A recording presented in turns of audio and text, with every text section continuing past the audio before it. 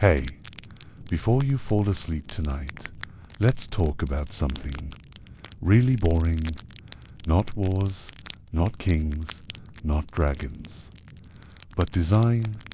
Yes, medieval design.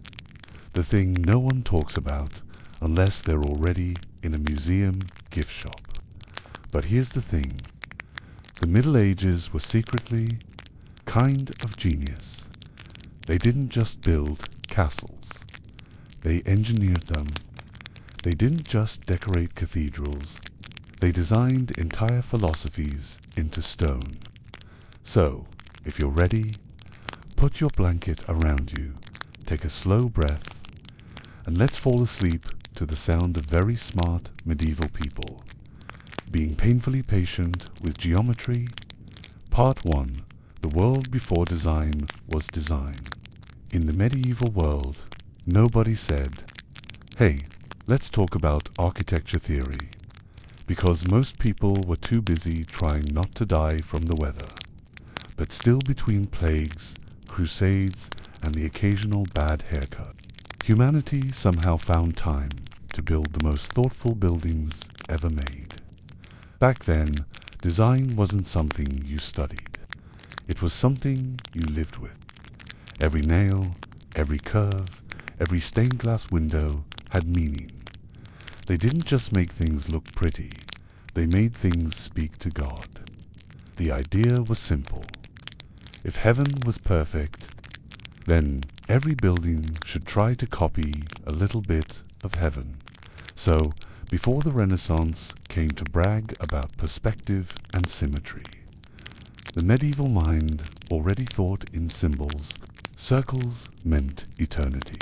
Triangles meant the Holy Trinity. And rectangles meant, well, stable floors. Part 2. The Gothic Revelation. Let's time travel to France, around the 12th century. A man named Abbot Suzaire, who sounds like a dessert, but isn't, had an idea that would change everything. He looked at the dark, heavy churches of the past. You know, the ones where you walk in and immediately feel like you're trapped in a stone refrigerator, and said, what if we made this lighter? Not emotionally lighter, of course. No one in the Middle Ages smiled, but physically lighter, taller, brighter, filled with light. And that's how Gothic architecture was born. Suddenly, cathedrals like St. Denis and Notre Dame became machines for light. Arches pointed upward, columns split like tree trunks, and stained glass exploded with color like divine disco lights. These weren't just buildings. There were sermons made of geometry, and what's amazing is that all of this came without blueprints, without calculators, just rope, chalk, and people with terrifying confidence in triangles. Part 3. The Secret Language of Stone. If you look closely at a medieval cathedral, you'll notice something strange. It's not symmetrical in the way you think. Each tower, each side, is slightly different. Like the building itself is alive and growing. That's because Gothic design wasn't about perfection. It was about intention. Every stone had to be carved as if it mattered to God. That's why masons signed their marks on hidden corners, like tiny secret autographs of devotion. There's even a story that in some cathedrals, workers added small jokes, little carved faces sticking out from walls, monsters picking their noses, priests being eaten by dragons, because even in holy design, humans couldn't resist being, well, human. Now, let's get nerdy for a second. Because medieval design wasn't just artistic, it was mathematically poetic. The builders believed that geometry was sacred, that the circle, the square, and the triangle were divine symbols connecting heaven and earth. Every angle in a cathedral followed a silent rhythm, ratios, proportions, invisible harmonies that mirrored Gregorian chants. To them, math was not boring. Math was prayer. Imagine carving stone while whispering numbers, believing that every correct proportion could bring you closer to the divine. That was the medieval architect's life. No rush, no ego. Just slow, sacred precision. You might think medieval design was just about religion, but it was also incredibly practical. Take castles, for example. Every corner, every curve had a purpose. Spiral staircases turned clockwise, so defenders could swing swords easier while invaders struggled. Windows weren't just for light. They were placed for shooting arrows. Even moats weren't random. They were perfectly calculated obstacles in muddy geometry. The genius was in how beauty and function merged seamlessly. Nothing was wasted. Nothing was merely decorative. It's the kind of efficiency that modern designers brag about, except medieval people did it 800 years earlier, without PowerPoint, slides, or coffee. Here's the sad part. We barely know the names of these medieval geniuses. There was no star architect, no social media, no design by plaque on the wall. Their work was for God, not for followers. And maybe that's why it still feels pure. Because it wasn't about being famous, it was about being faithful, to craft, to order, to something bigger than yourself. They didn't design for profit. They designed for peace of mind. By the late Middle Ages, cities were exploding with towers, bridges, and public squares. Merchants wanted beauty to show off wealth. Monks wanted beauty to please heaven. And kings wanted beauty to remind people who paid for it. Everything became design. Tables, doors, spoons, even doorknobs got a philosophy lecture. Medieval people weren't minimalist. They loved details. The more curls and leaves and hidden angels, the better. If IKEA existed back then, it would have taken 300 years to assemble a chair. At the heart of medieval design is one simple truth. They were slow, and that slowness made them brilliant. Some cathedrals took 200 years to finish.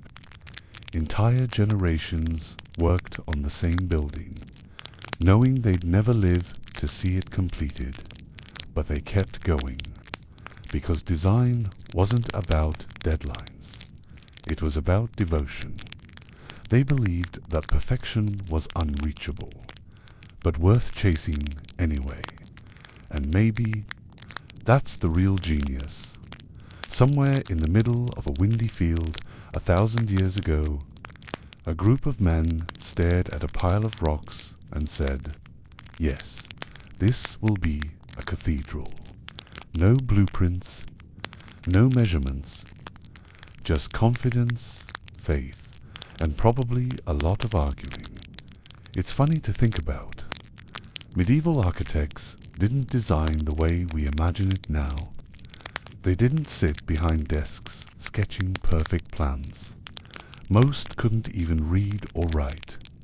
Yet somehow, they built some of the most mathematically flawless buildings in human history by hand, with tools that looked like something you'd use to open a coconut.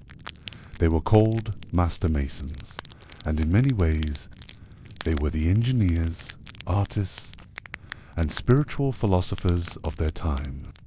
They didn't just stack stones. They shaped gravity. They could make rock fly. The first step in building a cathedral wasn't the foundation. It was the dream, a vision whispered by bishops, sometimes sketched in dirt with a stick, sometimes just described with words like taller or holier. Then the masons began. They started by making what they called the lodge's small huts filled with tools, drawings and pieces of carved stone. Inside, the air was thick with dust, sweat, and the sound of chisels singing their slow rhythm. Each mason had his own marker small symbol carved into every block he made. It wasn't a signature for fame. It was a silent record of labor, a promise of quality, a kind of handshake across centuries. Sometimes you can still find those marks hidden under centuries of soot and rain. A spiral, a star, a cross, tiny proofs that someone, somewhere, cared deeply about a stone no one would ever see. To understand medieval design, you have to imagine a world where patience was a superpower. No one rushed. No one expected to finish. A cathedral could take 150, 200, even 300 years to complete. Generations were born, worked, and died before the final tower was set in place. One mason might carve the base of a column, knowing his grandson would carve the top. Imagine that level of teamwork working for a project you'll never see completed, and still giving it your all. That's what made medieval design different. It wasn't about deadlines. It was about devotion. The genius of their design came not from technology, but from trust in geometry, trust in stone, trust in the invisible logic of the universe. When they built a flying buttress, they didn't have simulations or stress tests. They just knew the shape would work because it felt right. It's architectural intuition refined by faith and repetition. Modern engineers would probably panic if asked to build a 100-foot vault ceiling without math, but medieval builders did it with rope, chalk, and their instincts. They would trace massive circles on the ground, sometimes 20 meters wide, to figure out proportions. They called these circles the tracing floors, and they were basically the first architectural blueprints. These tracing floors were sacred. When the design was done, they'd sweep them away, as if erasing a spell that had already worked. And yet, somehow, these designs survived the weather, the wars, the fires, the earthquakes. Cathedrals stood tall through centuries, silent and stubborn, while entire kingdoms rose and fell around them. It's easy to look at them now and think they were built by geniuses, but the truth is, they were built by people who were simply unafraid to be slow. Every line, every arch, every column tested by time, refined by patience. Even their mistakes became part of the story.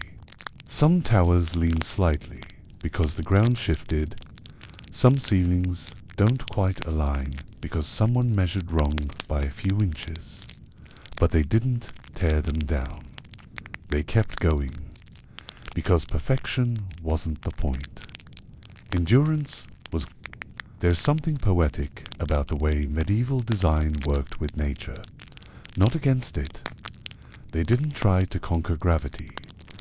They danced with it. They didn't fight the light. They invited it in. Take the rose windows, the great stained glass circles that crown cathedrals like halos of color. Each one tells a story in light. Saints, kings, sinners, angels all orbiting around the center like a cosmic map. When sunlight passes through, the glass doesn't just shine, it moves. The colors ripple as clouds drift by, as if the building itself is breathing. The glassmakers who designed these windows were chemists, artists and storytellers all at once.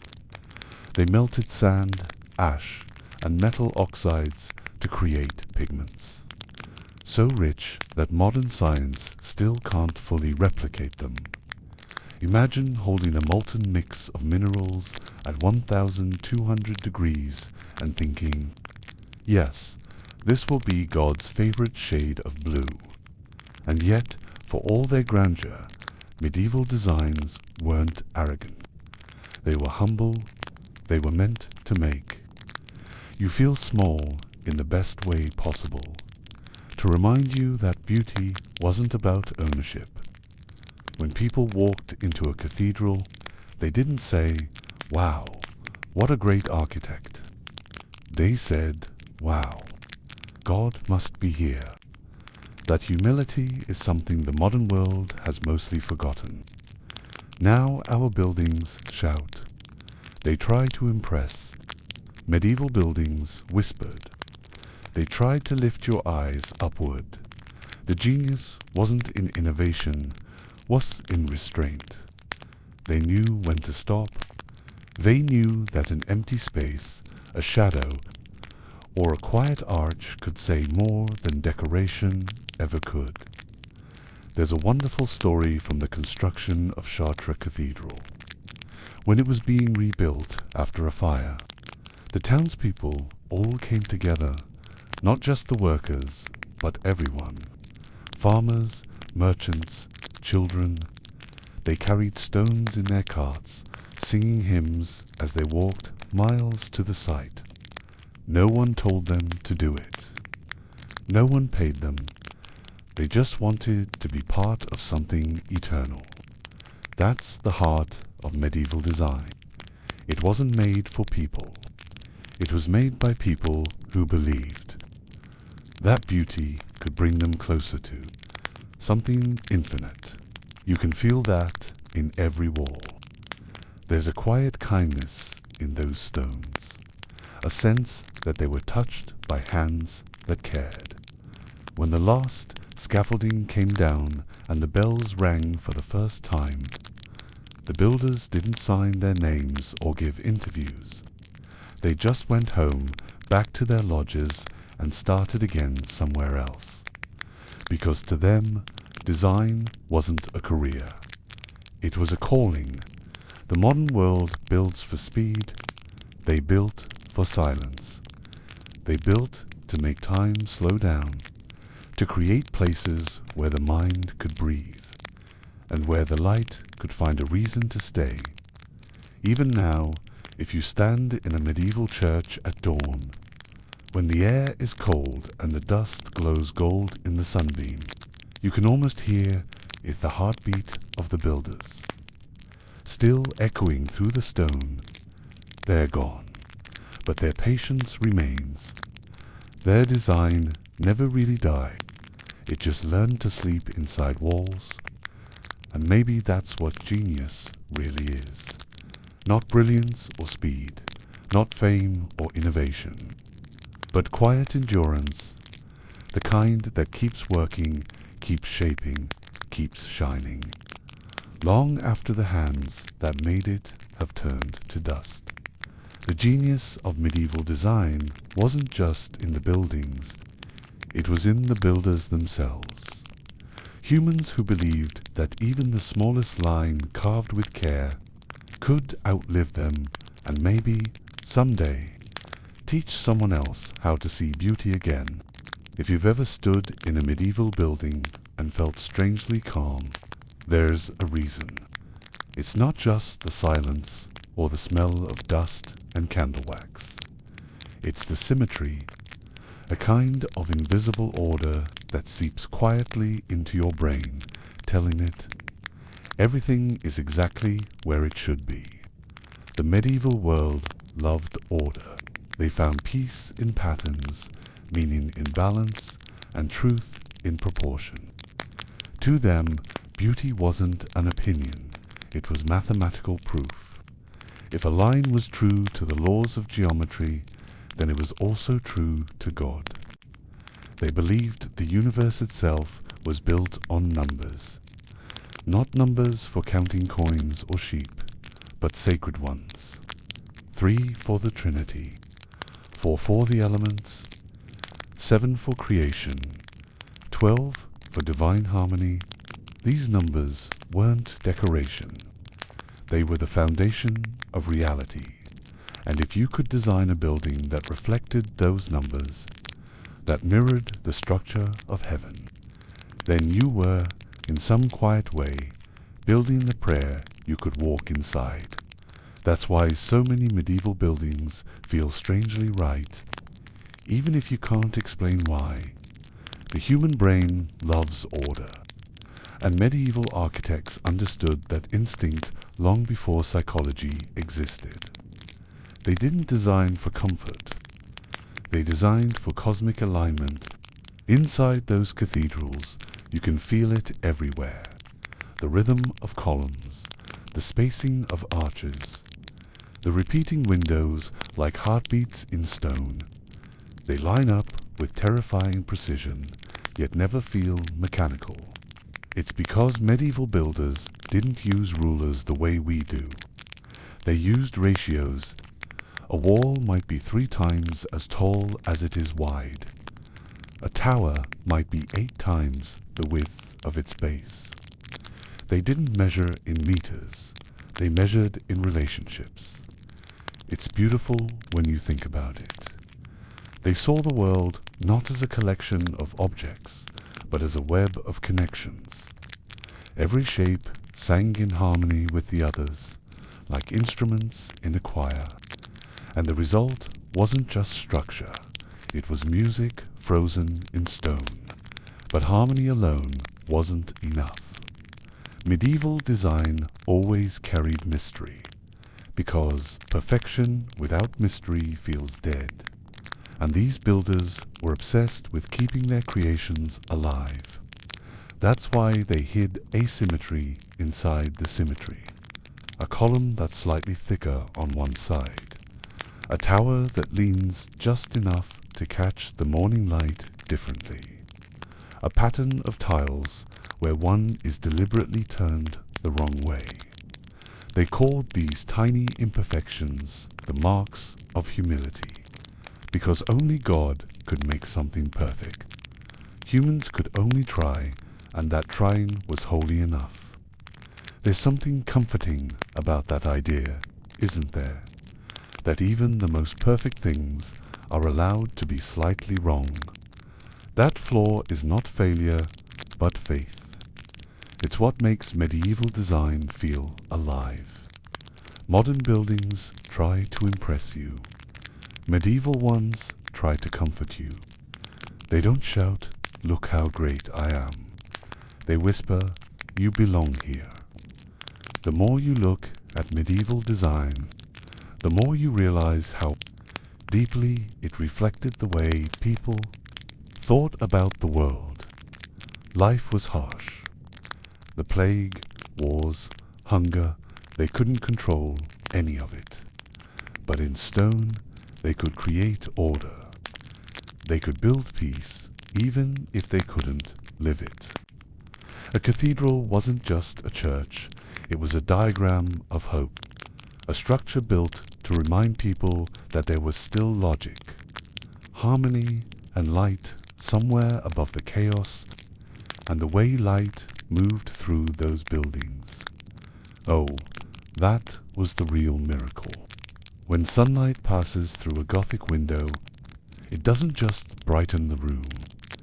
It sculpts it.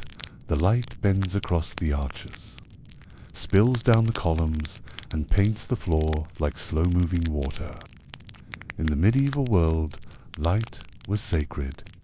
It wasn't a physical thing. It was the presence of God made visible. To design with light was to collaborate with divinity. That's why builders obsessed over it. How it entered, where it landed, when it changed. They designed entire buildings around the sun's position at specific times of day. Morning mass bathed in gold. evening prayer drowned in blue. Every hour had its own mood, its own sacred color. They called it Lux Nova, the new light. Not just sunlight, but revelation. Think of the way those rays touch the walls even now. Centuries later, they still fall exactly where they were meant to. No electricity, no switches, just pure, mathematical faith. You could say medieval design wasn't about control at all.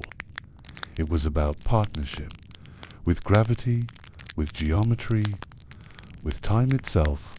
When they drew circles and triangles, they weren't sketching decoration. They were sketching cosmic relationships. A circle represented eternity. No beginning, no end. A triangle represented balance, body, soul, and spirit. A square represented earth, solid, known, reliable. Every building was a conversation between those shapes. The arches, the vaults, the towers, they're all just variations of those simple, eternal forms, and somehow, through repetition and reverence, they made them feel alive. One of the quietest forms of medieval genius lies in their ceilings. Look up in a cathedral and you'll see ribs of stone crisscrossing like veins. Those ribs aren't just decoration. They're structure. They distribute weight, guide light, and lead your eyes upward. The ceiling isn't just above you. It pulls you. It makes you feel smaller, but in a peaceful way, as if you're part of something infinite, and that's okay. That feeling is not an accident. It's design. A design meant to make you breathe slower. Sometimes, when you look at a medieval building long enough, you realize they were creating what we now call mindfulness architecture. Spaces that quiet your thoughts, slow your pulse, and invite reflection. They didn't know the word meditation, but they built meditation into the walls. Every line, every proportion, every shadow existed to bring your senses into harmony, to turn chaos into calm. A kind of architecture that was less about shelter and more about the soul finding somewhere to sit down. And it's strange, really, because these were people who lived through unthinkable hardship, yet their designs feel peaceful, gentle, almost forgiving. It's as if they looked at the brutality of the world and decided, if we can't make life kind, maybe we can make buildings that are. That's what the symmetry did. It restored balance, not in the world, but in the hearts of the people walking through it. Every arch, every pillar, every beam said the same thing. You are small, but you matter. You are imperfect, but you belong. You are fleeting, but the beauty you make can last forever. And that's the quiet genius of medieval design. Not just in how it looks, but in how it feels.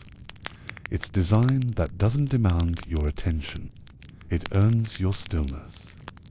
Maybe that's why, centuries later, people still walk into those buildings and go quiet without knowing why.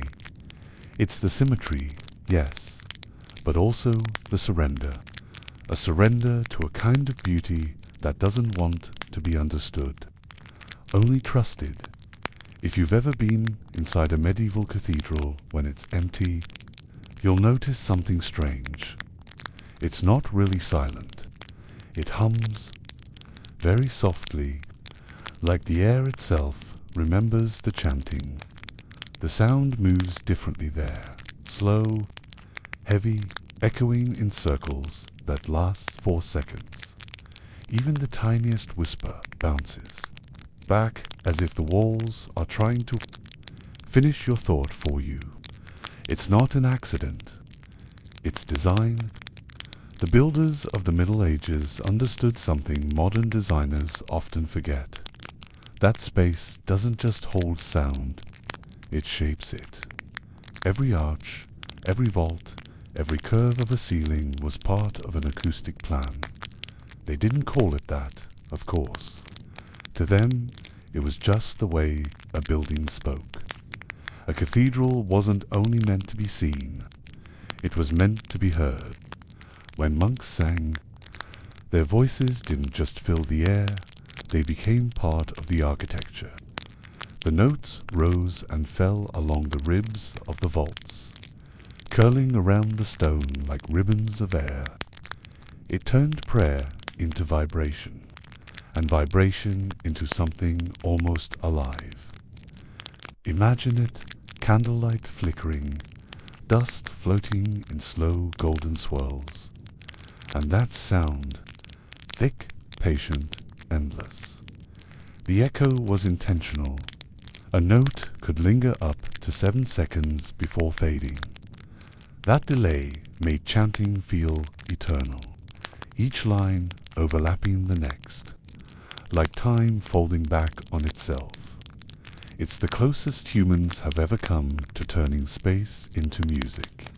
Modern sound engineers would be stunned if they saw how precisely these effects were achieved, with nothing but instinct, faith, and experience.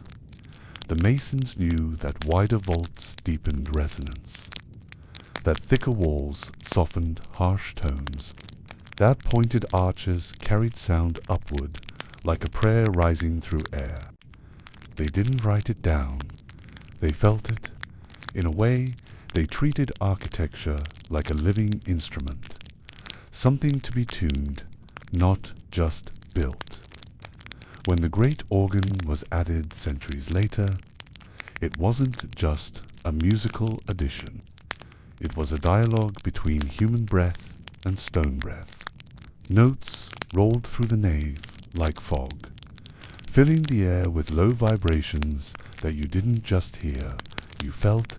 That's what medieval people meant by sacred space. It wasn't about luxury, it was about resonance, about creating a place where your voice could return to you changed, deeper, fuller, holier. And even beyond the cathedrals, this principle spread everywhere. In cloisters, in monasteries, in humble chapels tucked into forests. Builders played with sound like potters with clay, rounded walls to soften echoes, arched ceilings to magnify prayer, tiny holes in stone screens to let whispers slip through like secrets. Some even believed that the perfect echo could carry a prayer faster to heaven. It's superstition, sure, but when you stand in those places and listen, you start to wonder if maybe they were right. But medieval sound wasn't just for worship. It was designed with purpose. A guard tower had narrow corridors so sound would travel faster. A great hall had wooden beams to make voices warmer. Even the humble tavern used uneven stone so laughter wouldn't die too quickly. Sound was part of life, and design was its translator. The funny part is that no one thought of any of this as genius. They didn't have words like acoustics or architecture theory. It was just craft, a knowledge passed from one hand to another, from father to son, apprentice to master, measured not in drawings, but in echoes. You can almost hear the ghosts of that knowledge still whispering through the walls. Every time a footstep falls on the old stones, it feels like the building remembers. It's also what made medieval design deeply emotional.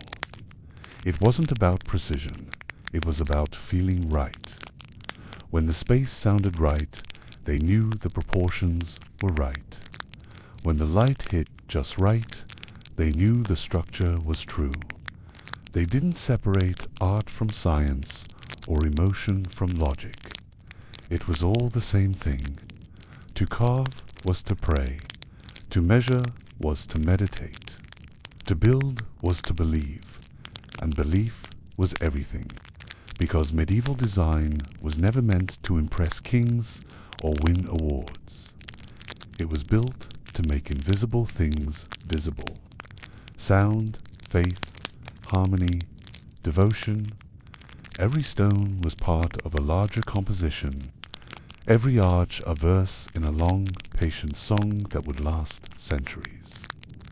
Maybe that's why when you stand in one of those cathedrals, you can still feel the rhythm even in silence. It's not an illusion. It's the weight of time echoing softly around you. There's an old saying carved into a church wall in England. The stone sings, but only if you listen. It sounds poetic, but it's true. If you stand still long enough, you'll notice the hum of air moving through the columns, the faint vibration of wind against stained glass, the tiny crackling of age in the wood. All of it together forms a low, endless chord, a reminder that buildings, like people, have voices, and those voices don't die. They just get quieter until someone decides to listen again. The genius of medieval design wasn't only what they built, but what they left unsaid. They created silence that wasn't empty. It was full of echo, full of memory, full of breath. They built with a kind of humility that trusted space itself to finish the art. They didn't need to fill every corner with noise or color or movement. They let stillness do the work. That's the hardest kind of design, to know when to stop. And maybe that's why these buildings still move us. Not because they're old, but because they're patient. They wait for you to enter, to quiet down, and to finally realize that the thing you're hearing isn't sound. It's time, time stretched thin across stone, time turned into space, time humming softly in a key that no human ear can name. When people think of medieval design, they usually picture castles, cathedrals, and knights who probably smelled like old cheese. But the real genius of medieval design wasn't always in the grand things. It lived quietly in the ordinary, in the small wooden stool that never wobbled, in the clay jug that fit perfectly in a tired hand, in the way a window opened just enough to let in air, but not the rain. It was design born from necessity, not ego, and that's what made it beautiful. The medieval world didn't have industrial designers, no brand names, no fancy furniture stores, no minimalistic showrooms where people pretended to understand modern art. Everything was handmade, and that meant everything had a story. A farmer's table was made by his neighbor, who measured not with rulers, but with the span of his own hand. A chair wasn't carved for aesthetic symmetry, but because one side of the wood had a knot that couldn't be ignored, and yet, somehow, these imperfect objects lasted centuries. Why? Because they were honest. Design wasn't something added on top of life. It was life. Take the humble medieval spoon. It evolved over generations, from shell to wood to pewter.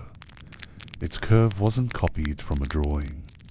It was copied from the shape of the mouth. Form followed function long before the phrase was invented. Same with the doors. Short, not because people were tiny, but because heat rises and shorter doors meant warmer rooms. Every creak, every draft, every uneven edge was a decision.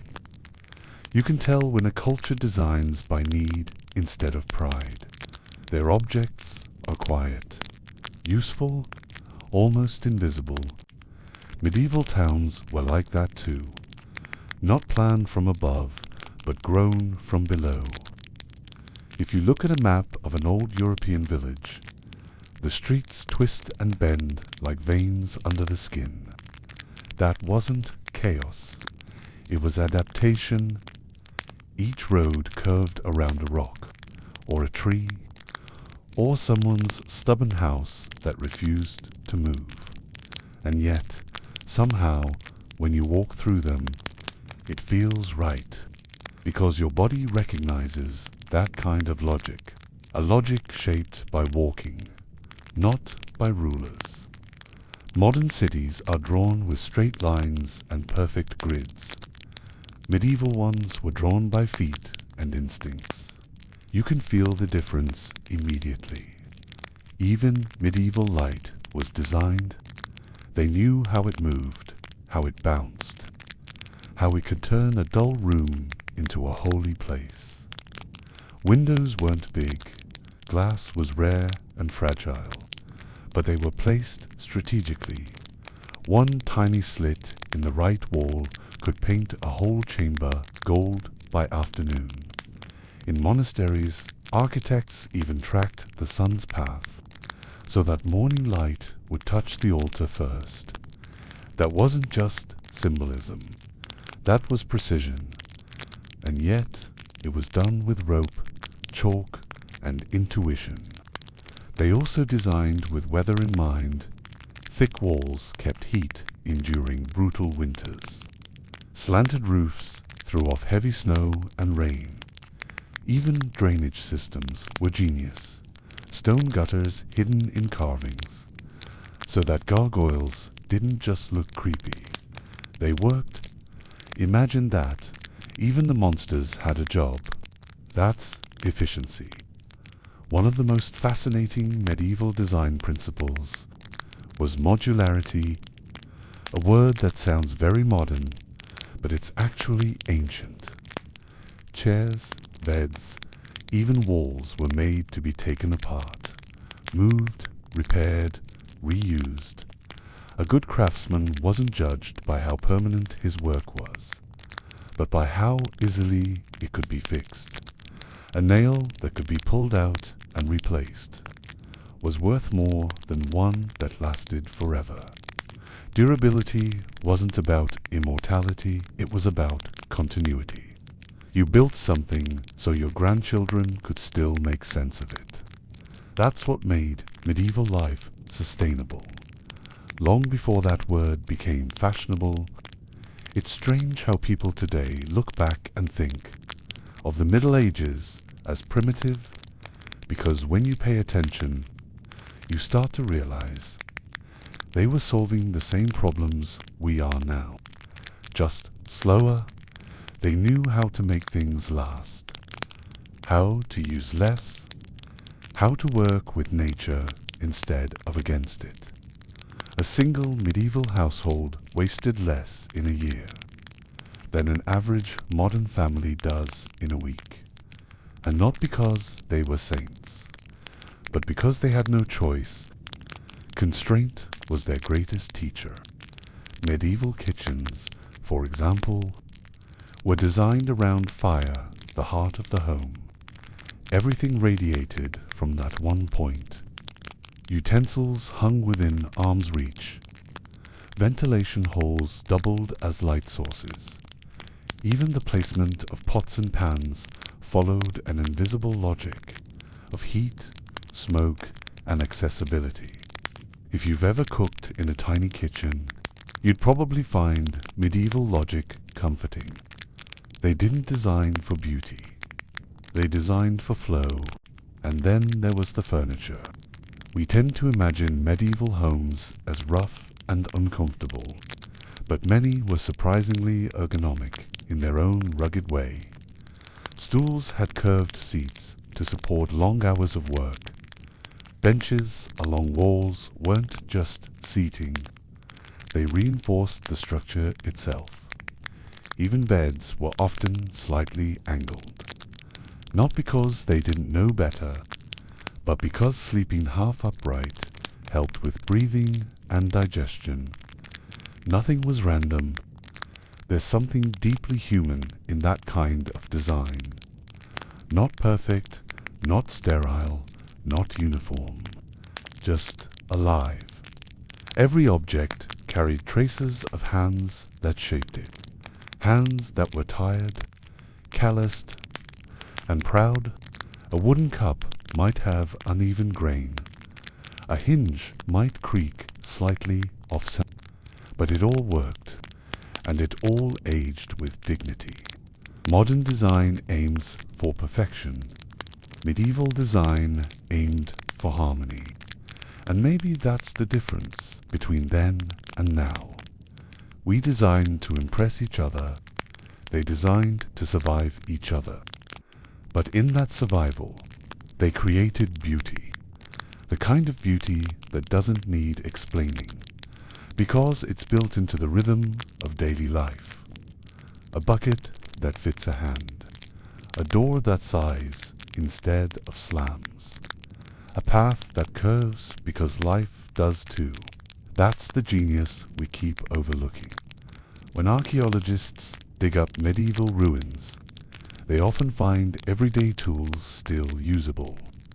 Knives sharp enough to cut bread, hinges still working, spoons still smooth. You can almost feel the echo of their users in the wear marks. It's a strange kind of immortality. Not grand, not loud, but quietly persistent. The kind that doesn't demand to be remembered, but refuses to be forgotten. And that, maybe, is the heart of medieval design. To create something that works so well, it becomes invisible. The kind of design that never calls attention to itself. It simply is. Because when the world around you is hard enough, you don't need things that shine. You need things that last. The modern world loves speed. We build fast, we scroll fast. We even sleep fast, if we sleep at all. But the people of the Middle Ages lived in a different rhythm. A slower one that moved with the sun, and stopped when the bell rang for prayer. Their entire world, from cathedrals to cooking pots, was built by the art of waiting. And that waiting wasn't a flaw, it was the secret ingredient. When you look at a medieval building, what you're really seeing is time made solid. Stone stacked, not just by hands, but by generations.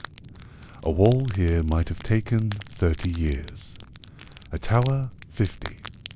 A cathedral, 200. No one expected to see the final result. They built knowing that their children's grandchildren might be the ones to lay the last stone, and somehow that made them work better, not worse. In our age, if a project takes longer than 2 weeks, someone asks for a progress update. In theirs, if it took less than 2 decades, someone suspected you did it wrong, because beauty took time. Faith took time. Even mistakes took time. And they accepted that comma. To them, perfection wasn't something you reached. It was something you approached. Slowly, patiently, like walking toward a horizon that keeps moving back. Imagine being a mason on a cathedral in the year 1200. Your father worked on the foundation. You're carving the windows. Your son will never see it finished. But still, every morning, you sharpen your chisel and continue. Why? Because it wasn't about finishing. It was about continuing. That's the kind of patience modern life has forgotten. The kind that builds cathedrals with no deadlines, and stories that last longer than empires. Slowness wasn't just a method, it was a philosophy. They understood that time adds flavor, that wood bends better when seasoned. That stone fits truer when it settles, that wisdom ripens only when left alone. A rushed design was considered untrustworthy, like bread that hadn't risen. So they waited, for sun, for rain, for tools to dull and hands to learn, and what they created through waiting wasn't just beautiful, it was stable. There's a strange comfort in that, knowing that the greatest works of history were built by people who didn't hurry. They didn't multitask. They didn't track productivity. They didn't even have the concept of being ahead. They simply had work, and the rhythm of bells, the bell for morning prayer, the bell for noon rest, the bell for evening silence. Time didn't chase them, it circled them, and in that circle, design found its soul. The idea of slow design sounds poetic today, but it was practical then. If you built too fast, the lime in your mortar wouldn't dry properly. If you painted too quickly, the pigment would peel. If you cut wood before it cured, it would warp. Patience wasn't spiritual, it was structural. And maybe that's the most medieval truth of all. They didn't separate patience from skill. To be a good builder was to be good at waiting. Even the tools reflected that philosophy. Hammers worn smooth from decades of touch. Levels made of string and lead, simple but exact. Nothing flashy, nothing new, just tools that aged with their owners. Like partners in a long, quiet marriage, each blow of a hammer echoed a kind of meditation.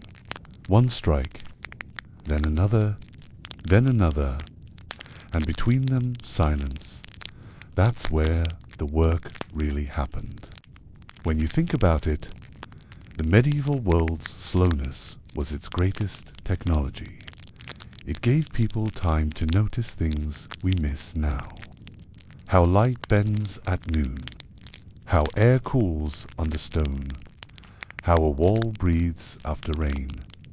That kind of observation doesn't come from intelligence. It comes from time, and time requires stillness.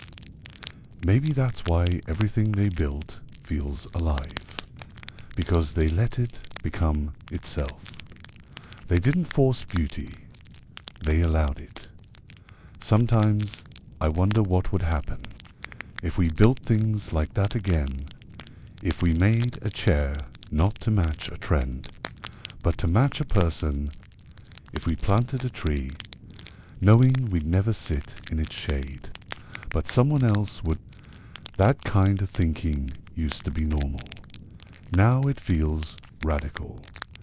But the medieval mind would have just smiled and said, well, of course, what else is worth doing? There is a kind of quiet genius in taking your time, not wasting it, just using it fully, to let thought ferment, to let wood settle, to let ideas breathe before they harden into certainty. That's what the medieval craftsmen did. They weren't slow because they were lazy. They were slow because they were listening to the material, to the weather, to the rhythm of the world around them. And the result of all that listening is what we now call timeless. If you ever visit one of those old towns, walk through a narrow street at sunset, when the air smells like old wood and rain, and you'll feel it, that strange peace that comes from being surrounded by things that were made with patience. The stones don't rush, the shadows don't hurry, even the wind seems to take its time, and for a moment, you'll remember what it feels like to be human at the speed of nature, because maybe the real genius of medieval design wasn't in the architecture or the art, but in the tempo they built at the speed of trust, the speed of breath, the speed of understanding what things are made of. They knew that a beautiful thing wasn't something you could design fast. It was something you could only discover slowly. And that's a lesson we might still need. When you walk through a medieval town, you start to notice something subtle. Everything seems to lean towards something. The streets curve toward the church. The windows face the sunrise. Even the rooftops seem to point upward, as if the whole place is quietly stretching toward heaven. That wasn't random. It was by design, because to the medieval mind, faith wasn't separate from structure. It was structure. We tend to think of faith as belief, a private feeling, but in the Middle Ages, faith was physical. It had shape. You could walk through it, touch it, hear it echo. A cathedral wasn't just a building for prayer. It was theology carved into stone. The walls spoke in symbols, the windows in color, the light itself in meaning. Design wasn't just for comfort. It was a language for things too big for words. Take the Gothic arch. It's elegant, yes, but it's also a kind of surrender. Instead of resisting gravity, it works with it, redirecting pressure into balance, weight into grace. That's not just engineering, that's belief. A medieval builder didn't ask, "How do I make this taller?" He asked, "How do I make this reach?" That's the difference. Everything in medieval design pointed toward something higher, not just spiritually, but emotionally. A chair's curve followed the human back. A window's height followed the path of the sun. A bridge followed the line of the river instead of cutting through it. Design wasn't about conquering nature, but cooperating with it. They believed God had already designed the world perfectly, so their job was to listen to that design and translate it into human hands. That's why even the most practical things, like a water well or a door hinge, often carried carvings, symbols, tiny stories in wood and iron. It wasn't decoration. It was devotion. The act of making something well was itself a kind of prayer. And if you think about it, that's what made medieval design so powerful. It was a collaboration between the human and the divine. Every craftsman, no matter how small his work, was part of something larger. The blacksmith who forged a nail knew that nail might hold up a saint's window.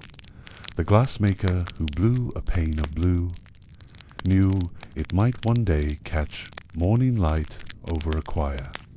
The mason carving a gargoyle wasn't just fighting rain. He was giving the cathedral a face.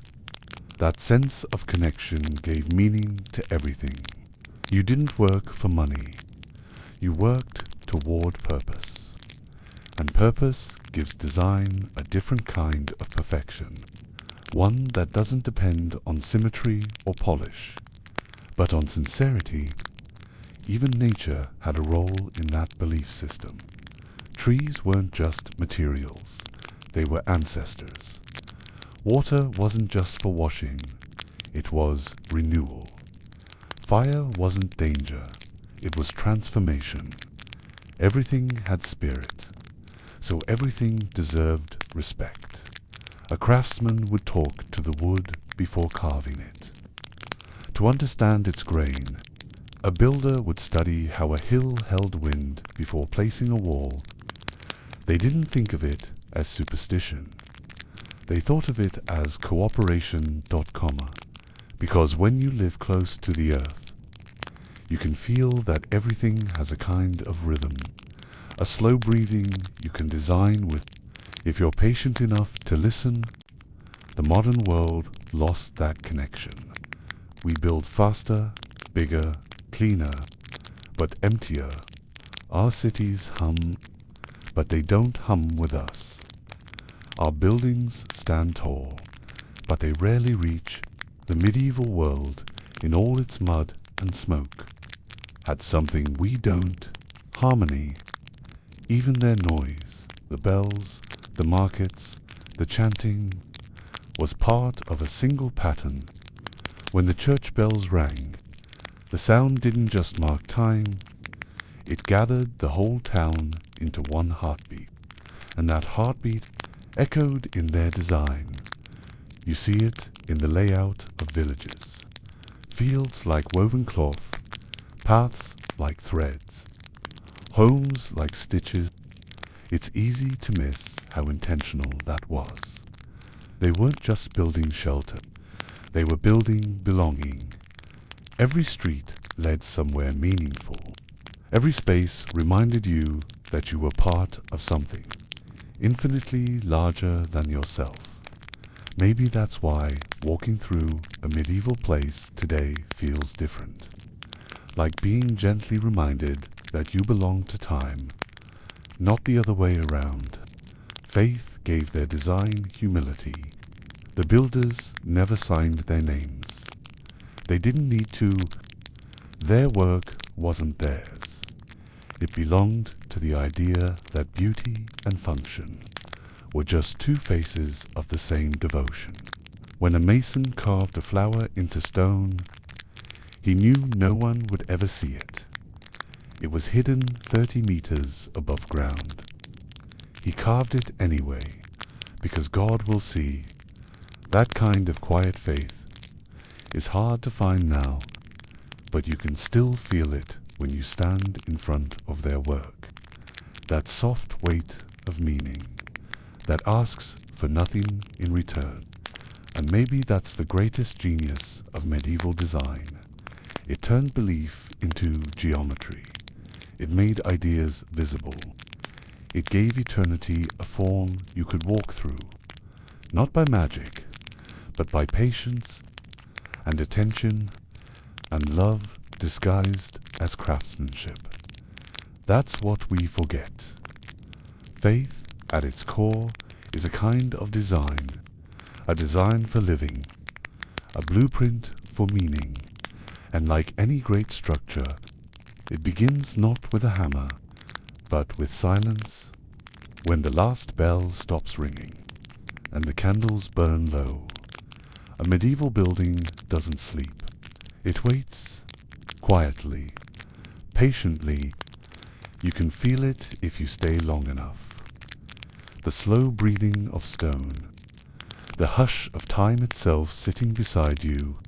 The walls remember everything. Every prayer, every storm, every silence between both, and maybe that's what all design really wants. To remember, the medieval world is gone now. The builders, the monks, the masons, they've all turned to dust.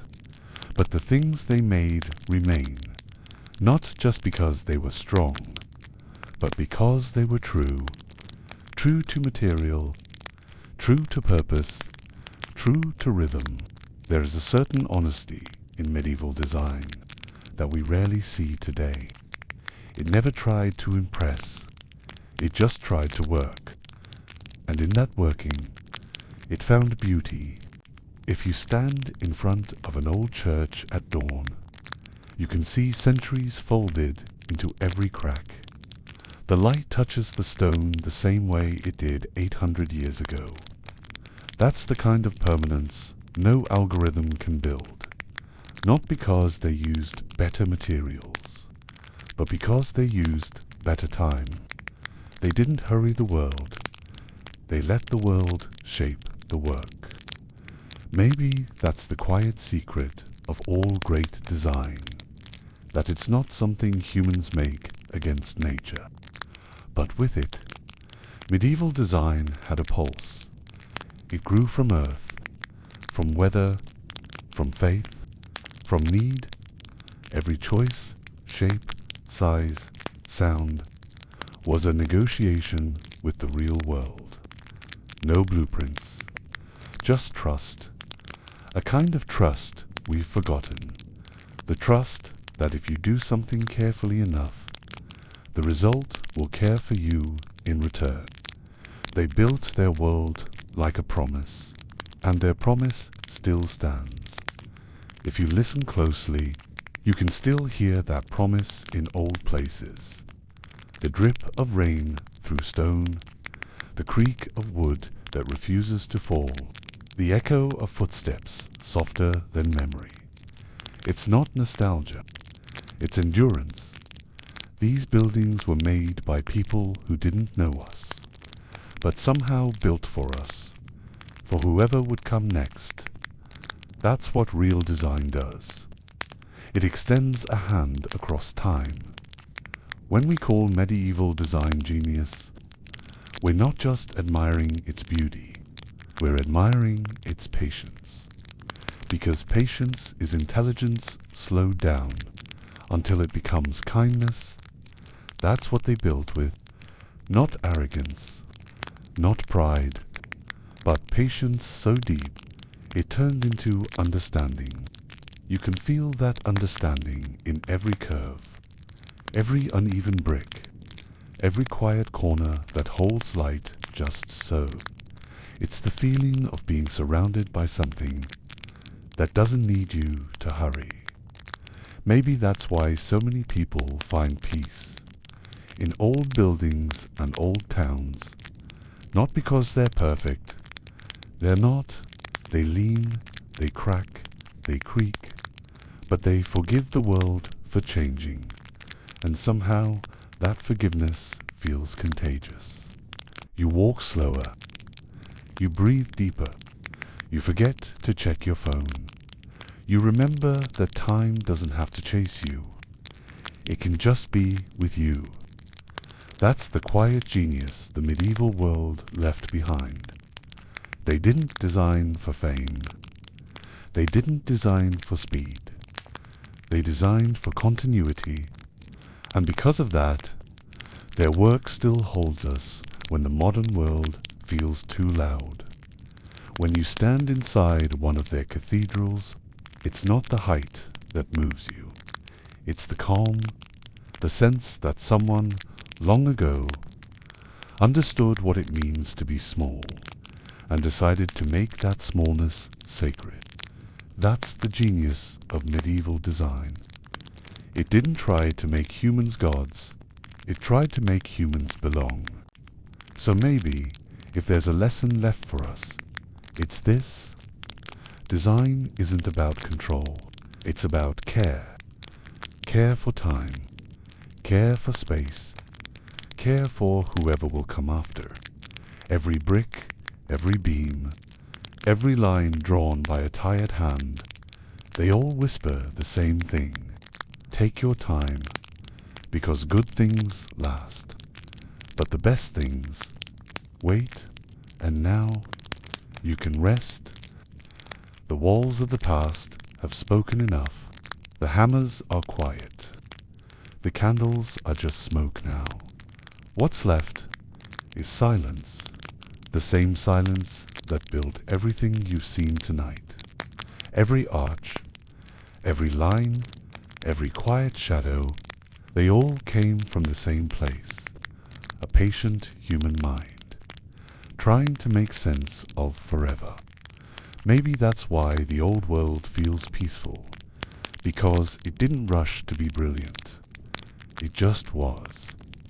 So if you're still awake, breathe for a while. Let the rhythm of stone slow your thoughts. Let the design of the past redesign your heart for a moment, because in the end, that's what genius really does. It reminds us that beauty isn't loud, and time isn't our enemy. Thank you for being here. In this quiet corner of history, you could have been anywhere else, but you chose stillness. That's rare. That's beautiful. Now close your eyes. Let the world be old for a bit, and let yourself rest inside it. Good night, and see you in another boring history